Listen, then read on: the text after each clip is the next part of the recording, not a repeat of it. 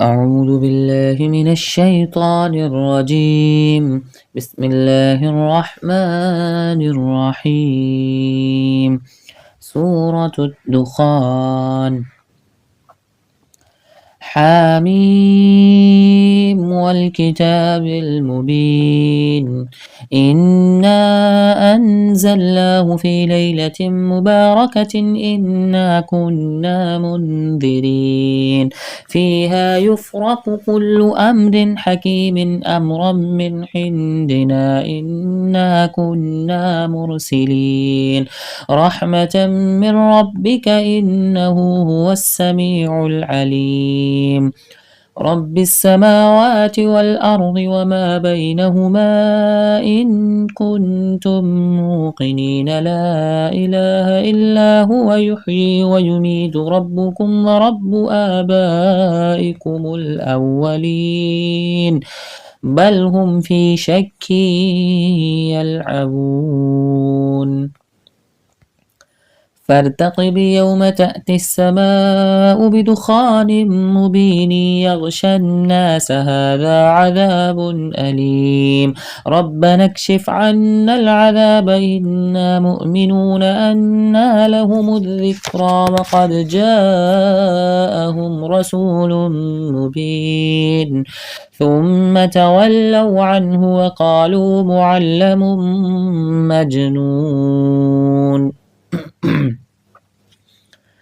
إنا كاشف العذاب قليلا إنكم عائدون يوم نبطش البطشة الكبرى إنا منتقمون ولقد فتنا قبلهم قوم فرعون وجاءهم رسول كريم أن أدوا إلي عباد الله إني لكم رسول أمين وأن لا تعلوا على الله إني آتيكم بسلطان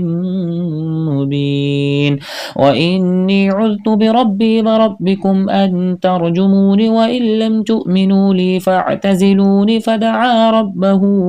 أن هؤلاء قوم مجرمون فأسر بعبادي ليلا إنكم متبعون واترك البحر رهوا إنهم جند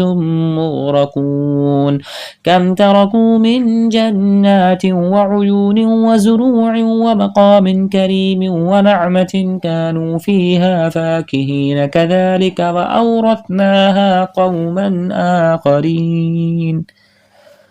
فما بكت عليهم السماء والأرض وما كانوا منظرين ولقد نجينا بني إسرائيل من العذاب المهين من فرعون إنه كان عاليا من المسرفين ولقد اخترناهم على علم على العالمين وآتيناهم من الآيات ما فيه بلاء مبين إن هؤلاء ليقولون إن هي إلا موتتنا الأولى وما نحن بمنشرين فأتوا بآبائنا